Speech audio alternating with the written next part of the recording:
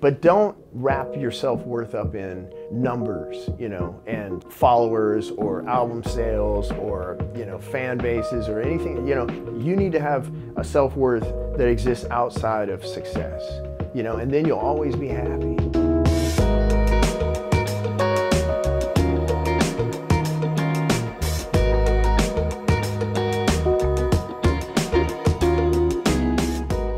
Kenny, thank you so much for being here. You know, being a blues guitarist is not just a style that someone plays, it's really a lifestyle of how you have to live and exist. And Denny Seiwell, who's a dear friend of mine, and I know you know Denny, was the one that said, you gotta sit down with Kenny because his story and how he plays and what you're doing is really pushing, as a blues player, the industry forward at many levels. So thank you so much for joining us and being here. My pleasure. In this process. What are you doing now? You've been up to a variety of things in touring and recording. Fill me in what you're doing. Well, in a nutshell, you know, I've been doing this now over 25 years.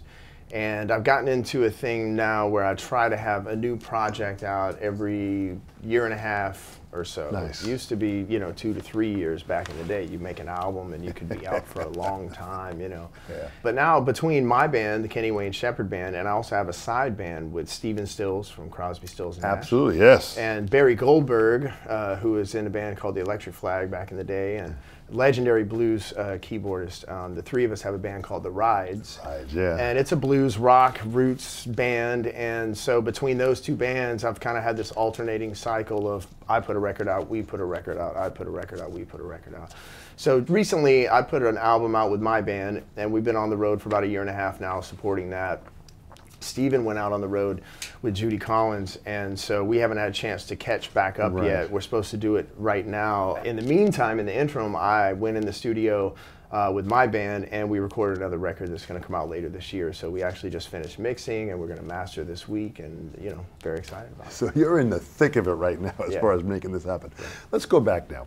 When you started out, how old were you when you started playing? And I know your dad was a local radio personality, and you had a big collection of music, right? Yeah, so my dad was a local radio personality. He was a DJ and program director of a lot of different radio stations throughout my childhood before I was born.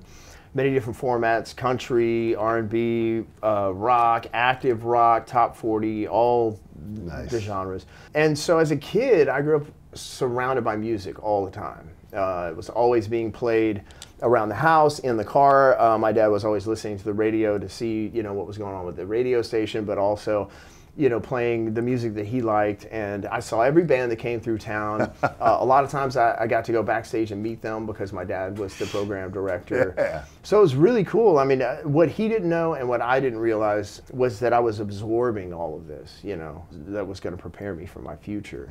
Yeah. My first recollection of guitar, I was always drawn to the instrument. I distinctly remember being able to, as a very young kid, listen to music and being able to isolate each instrument in my head. And I could focus on exactly what the drummer was doing, what the bass player was doing with the keyboards, guitar. I could separate them in my mind. And so I knew I had that focus, but I was always drawn to the guitar. There's something about that instrument to me that is, it's because it's so expressive. It's like you can communicate an emotion through that instrument the same way a singer can with words, but without using words, you know, and so I was always drawn to that. And so my first recollection of actually playing a guitar was, I have pictures of me at like my 4-year-old birthday party, and they gave me like a plastic guitar with nylon strings on it, you know, and I was like so excited. And I'd run around and play these plastic guitars. And my grandmother, there was this place, and they had the S&H green stamps. Yes, absolutely. Yeah. So it was like a grocery store, and, well, it was kind of like a general store. Yeah. And so whatever you would buy, they would give you a certain amount of these stamps, and you'd get these booklets, and you'd fill them up, and then you could go back and trade the stamps in for products. I remember that, sure. So they had these acoustic guitars, and I would just wear them out and, you know, break the strings, and she'd go get me another one. And I learned like Smoke on the Water and silly things like that on those guitars. And I got my first guitar at age 7. And it was a defining moment for me. My dad, at the time, was doing concert promotion as well, and he had a festival that he created called the Louisiana Music Festival. It was an annual thing, and this particular year, he booked Stevie Ray Vaughan and Double Trouble as the headliners. That is the deepest. So I got to go back and meet Stevie. Fantastic. And he was really nice to me, and he picked me up and set me over on an amp case on the side of the stage, and I got to watch the whole show from the side of the stage. And I was familiar with his music, but watching him, I remember every time I ever saw him, I was just mesmerized. I was totally fixated on everything he was doing, and anything could have been going on around me, and I would have been oblivious to it. But it really affected me, and so from that day forward, I was like, I gotta get I need an electric guitar. I want a real guitar. I want a real guitar. So a few months later for Christmas, I got my first electric guitar. Beautiful. How old were you at that time? 7 years old. So think about this here. You said you had this real focus that you can focus on individual parts in the band, and you had this real concentration that when Stevie was playing. Where do you think that came from? For me, because it goes so far back, I feel like I was born with it. So to me, if you want my honest opinion, I feel like the gift of music that I have has been given to me by a power greater than myself. Beautiful. That I refer to as God. Beautiful. So at what point did you start taking any kind of, studying different guitar players? Because you're totally self-taught. So Right. How did you absorb all this knowledge, which is what you have? Well, so the term totally self-taught is true, but there's a little more to the story than that. So when I was so young and I was learning, my dad and mom had a friend named Tommy Kramer, and he was also a disc jockey. But he's a great guitar player. He actually would sit down with me and show me some things. Okay, good. He tried to teach me how to play golf too, but that didn't work out. But yeah, he sat down and he would show me some things. He kind of gave me some of the fundamentals of guitar. One of the most important things that he taught me was vibrato. And it's one of the things that I hear a lot of young guys not really, it sounds to me like they're not focusing enough on that. There's too much emphasis on like how many notes can you play, how many licks do you know, all these scales. But the vibrato is what gives that instrument its vocal property, it gives your guitar its voice. And so he showed me the 3 ways to do vibrato. He's like, there's the right way, which is, kind of like twisting your wrist in an upward motion. There's the wrong way, which in his opinion is pulling down, and he thought that was kind of lazy. And then there's the Eric Clapton or B.B. King way of doing it, where you just take your thumb off the back of the neck. There's no anchor at all. Right, vibrate your hand, yeah. So, but he taught me some things, and I remember in middle school, which this is a rare occurrence by today's standards, we had a guitar class at my middle school. Now, by the time I took that class, I'd already been playing for years. Yeah. But I had a guitar teacher then, and she was trying to teach us things like theory and how to read music and stuff, which it never really sunk in for me. And so what I would do, I play by ear, so what I would do for that class is she would say, okay, we're going to play Ode to Joy or something like that, and she would play the song, and so I would go, oh, I know what that sounds like, and so I would sound it out, memorize it, and then when it came time to be tested on it, I would just put the sheet music on the stand and play it all from memory, But yes, that's a real gift, Well, so I spent hours and hours, day after day, like when I'd come home from school, and other kids were out playing or doing whatever kids do. I was at home playing guitar, and I had a very tedious process where I would find a song that I wanted to learn how to play, and I would start. And back then it was cassettes. CDs came out a little bit later, yeah. So it was mainly cassettes and vinyl records.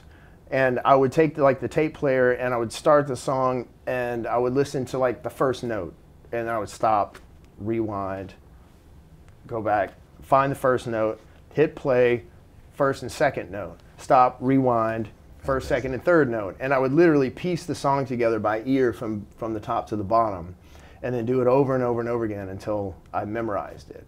And so that's how I learned how to play a lot of the stuff, in my early years. And then at some point, and I don't know, there was no defining moment, but at some point, it was like a key went into the lock and unlocked things. And all of a sudden, I was able to make sense of the stuff from the repetition and the things that I had learned and the patterns and the couple of scales that I knew.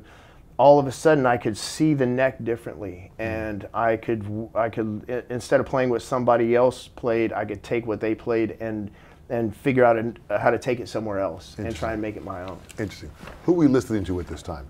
A lot of, obviously, Stevie Ray Vaughan, ZZ Top. I started with contemporary artists, it's like Stevie and B.B. King and Albert King and Freddie King and Albert Collins and Johnny Winter and ZZ Top and the Allman Brothers and Leonard Skinner and Southern rock and blues. But beautiful. I started listening, like I really looked up to these guys. So then I would learn about them and their influences. And one great thing about blues music is it's somewhat of a tradition that like you give credit where credit is due.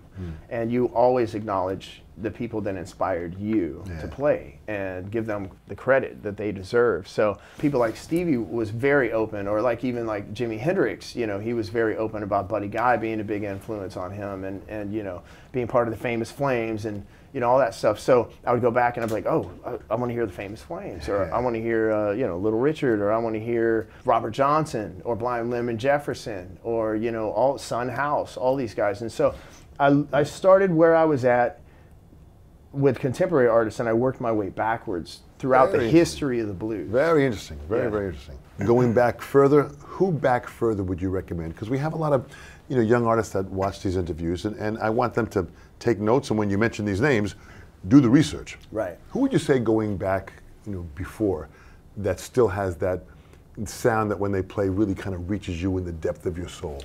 Well, Son House is one. Nice. Not because of his dexterity, but because of like his haunting vocals. You know, like that man could convey the raw emotion like nobody else. You know, it was unbelievable. Like he had a real haunting voice. And a real obvious choice would be like Robert Johnson. And the thing is like for young people, I would suggest like the way to piece it together quickly of why you want to listen to this.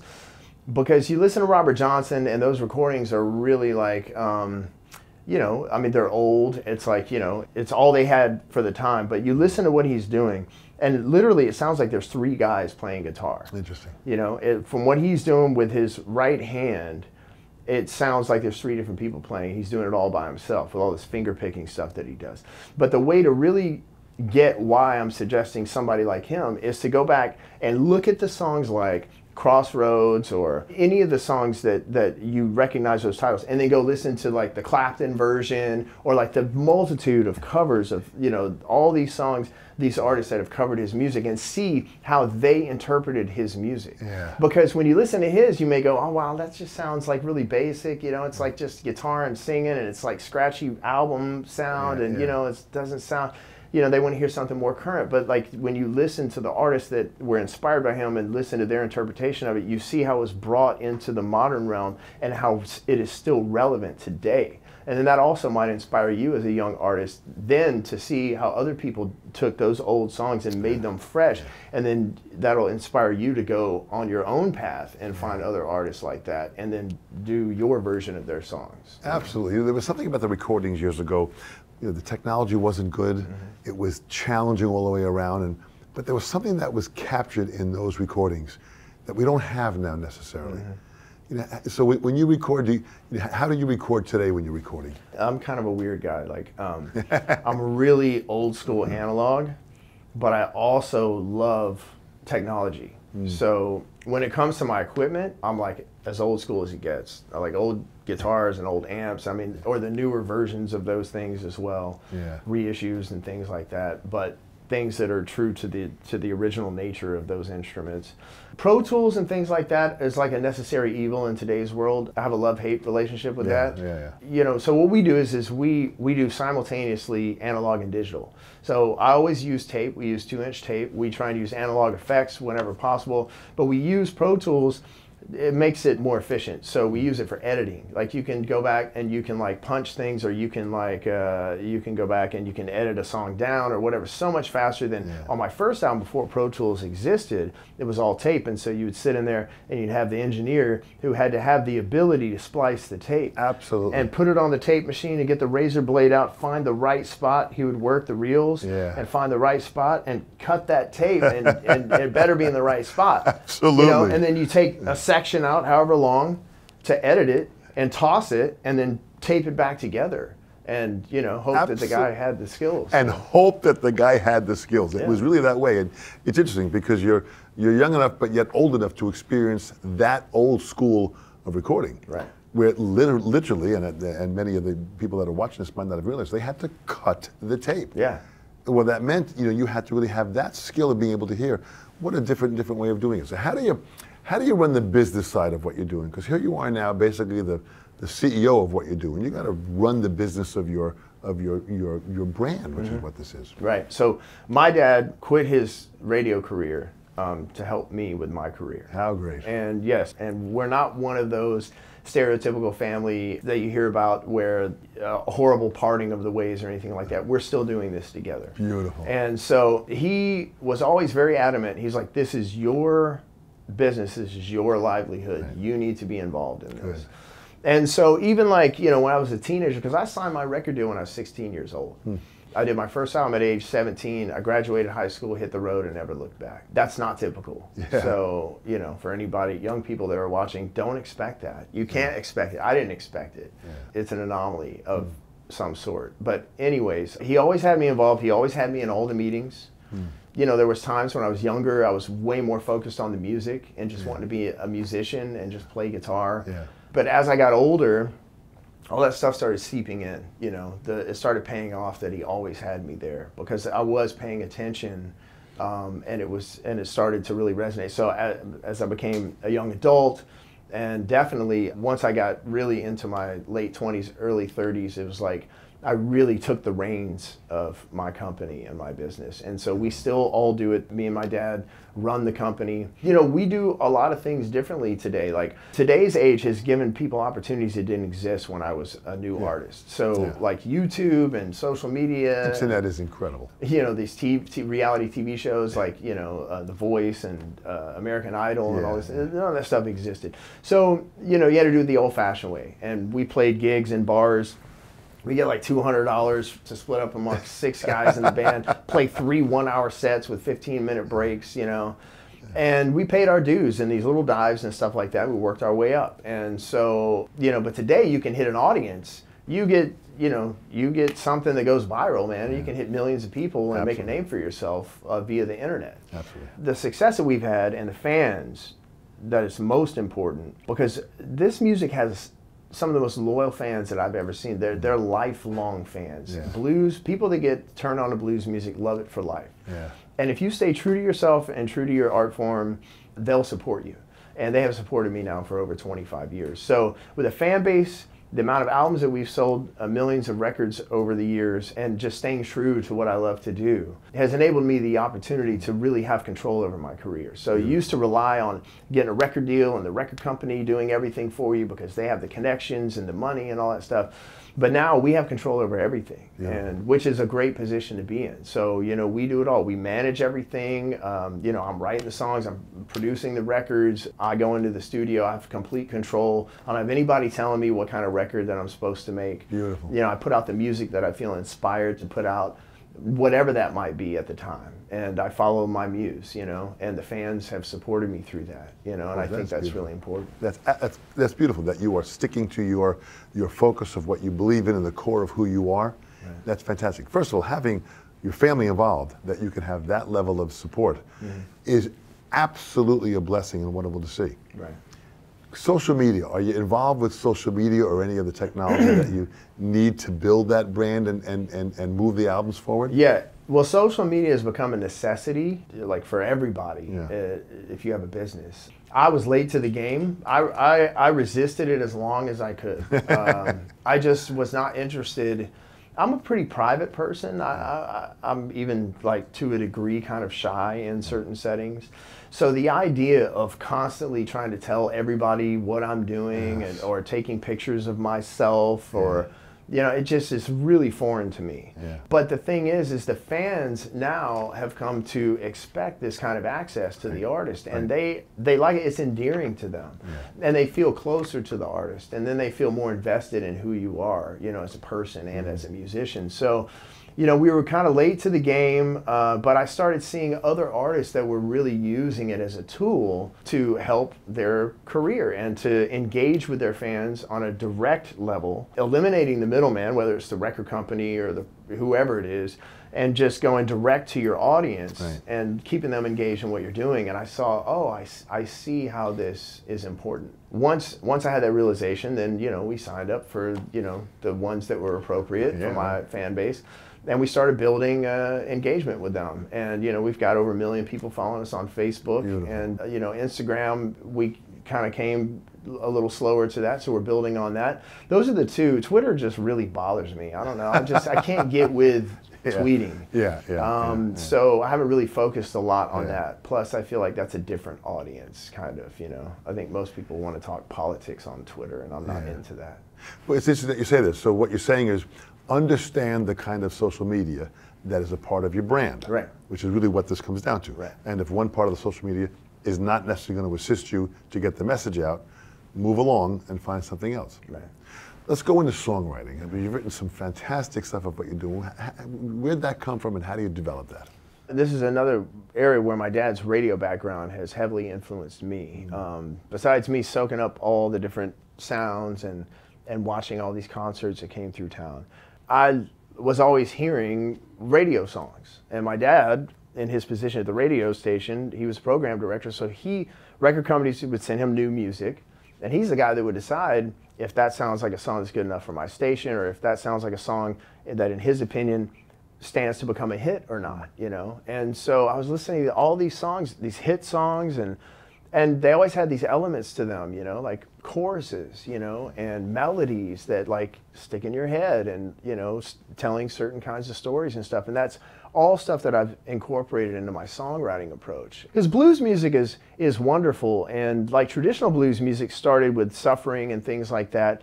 Although there's a very happy and joyful side to blues music that I think a lot of people don't really, on the surface, if they're just like talking about blues in passing rather than really investigating it, they don't realize that it's more than just like my baby left me or whatever. There's a lot more to it. And I've tried to write in my later years much more positive music, because I believe that music is a very powerful thing. You can affect somebody's entire mood of their day with a song, you know.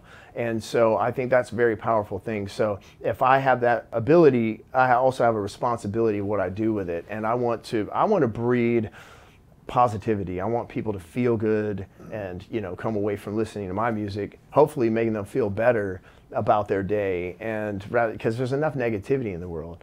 But when I write songs, I focus on choruses. I focus on, you know, telling good stories. I focus on melodies. And so my first album, when I signed my record deal with Irving Azoff, he signed me when I was a kid.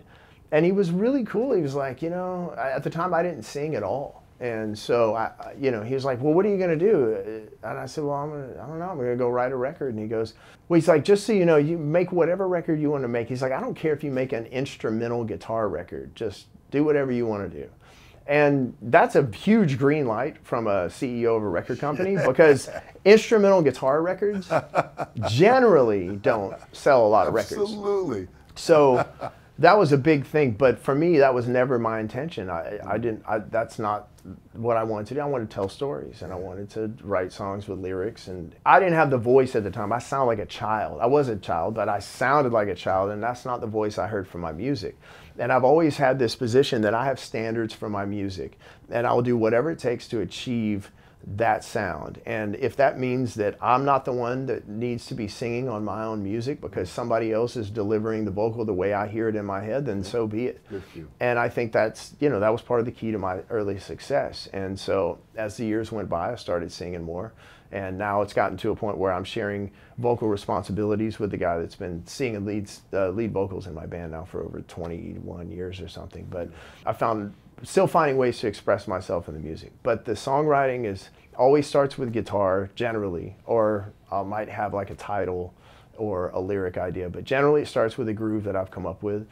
And then we sit down and say, well, what is this groove speaking? What is it saying to me? You know, how does it make me feel? Is this something that's gritty? Do we need to? Then let's write something gritty. Is it make you feel good? Let's write a happy song. You know, and then we go from there. Boy, beautiful. I love the responsibility that you have accepted in really being true and honest to the music and to the storyline, which is really what the message is that's going out to all these fans. Right. As you're talking, there's a balance between the artistic side in putting the product together, and then there's the business balance.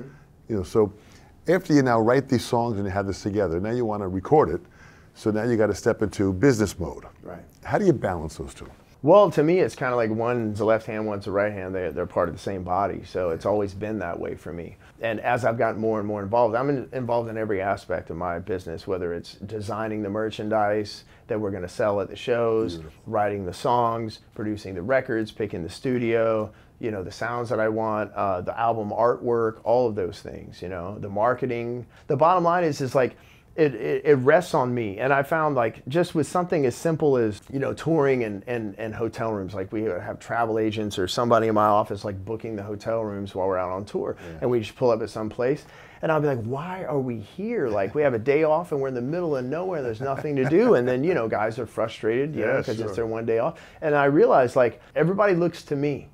You know, when there's a problem, they come to me. So it's like, if I want things to be right, or the way that I want them to be, then I need to be involved in all of it. And that's how I ensure. And then if something goes wrong, I only have myself to blame. And I'm okay with that. Like, I don't need somebody to yell at. Like, I'm okay. If I made a mistake, okay, that's on me. It's actually better for me to not have somebody to yell at, because I don't want to be angry at anybody anyway. Good for you. Yeah, but I mean, I balance them both. And you know, it's just like you shift gears. It's like 1 minute I'm in the studio and then they're like, hey, we got a meeting with this guy. So we break from the studio and we got to go sit down and have a lunch meeting, and you get into meeting mode, you know. Then you go back and you get back into music mode. I mean, you just have to learn how to switch gears, you know. So, but saying you have to learn how to switch gears is the fact that, which is a skill in itself. You're obviously doing that very, very well. From the business side, so when the inspiration to a song, does that just kind of happen? And when that happens, do you just kind of go with it? We'll chase something, and then sometimes you can get halfway through a song and go, this is not shaping up to be what I thought.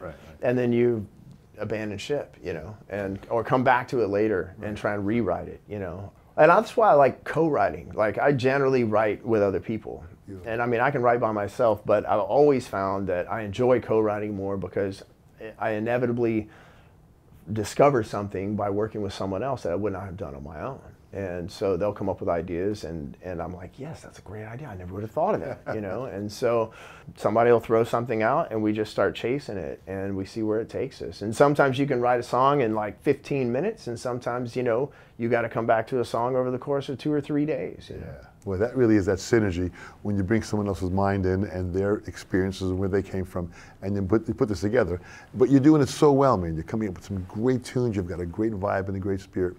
You know, there are all these younger musicians that watch this, and they're looking at you and they're admiring what you're doing, and they want to reach their dream at what their feeling is. In closing, what would you say to this next generation that's watching, that you can give them advice on how you can give them maybe the hope of them pursuing their careers in their lives? Well, I want to say, first of all, the thing that I always try and drive home is, you know, like I said before, my life and the trajectory of my career and the way things worked out, especially as young as I was, it's like hitting the lottery. You know what I mean? It's like 1 in, you know, 100 million. You know, this is not the norm. So on one hand, I don't want people to look to my experience and expect that that's going to happen to every single one of them, because that's just not the reality of it. You know, it's not the nature of the business. But I do want them to see it as an inspiration that it can happen. At the same time, if it can happen for me, it can happen for you too. And, you know, don't deny yourself the indulgence of what you love to do, especially if it's music, because there's no harm in that, you know. And I used to sit and play guitar for hours and hours and hours, and it just made me so happy. I felt so good doing it, and I would sit on the floor in the living room, on the floor in my bedroom, or in front of a mirror, and like, you know, and I did it because I loved doing it. I never once thought about ever getting paid for it, you know. Even if you don't wind up becoming a huge recording artist, you know, or even if you don't have a lifelong career doing it, don't stop playing. Like, do it because you love to do it. And then if all this other stuff comes, then that's just icing on the cake. But I have guys that come to my shows, and they want me to sign their guitars, and they'll say things like, oh man, you know, I can't make it sound like you. And I'm like, do you have fun? You know, do you have fun doing what you can do with it? And they're like, yeah. And I'm like, that's all that's important. You can do it, but don't wrap your self-worth up in numbers, you know, and like followers or album sales or, you know, fan bases or anything, you know, that you need to have a self-worth that exists outside of success, you know, and then you'll always be happy, you know, and then you can enjoy playing music without having to stress about all that stuff, you know, because that's not what's important. What's important, and then that frees you up to honestly, you know, express yourself, you know, like in a pure way, because there's no ulterior motives. You're just doing it for the love of the music. That's a powerful line. You're doing it just for the love of music, which you seem to do so well. I love your passion. I love your integrity. And I love your honesty in how you're pursuing your career and your life. This is a great, great balance. And you balance this all with your family. Yeah. So in all this balance of what we're doing, you are absolutely a great example for this next generation to see that there is hope when you believe in something so much and you follow your dream. It's totally all possible. Absolutely. By the way, the dream doesn't necessarily always wind up the way you imagine it. Yeah. Like, there's so many things that just by being open to the idea that I don't know everything has enabled me to be happy in a lot of situations that didn't look the way that I thought that they were going to. Yeah. And so if you sit around and imagine that it's going to look this way, but then it looks this way, you might deprive yourself of seeing the beauty in this and what actually happened, you know? And so don't get fixated. Just like focus on the music, you know, and let everything happen and let it be what it's going to be. That is great wisdom, Kenny. I thank you so much on behalf of the sessions. You are doing so great. What a great role model. Keep it going. Absolutely, thank you so much. My pleasure.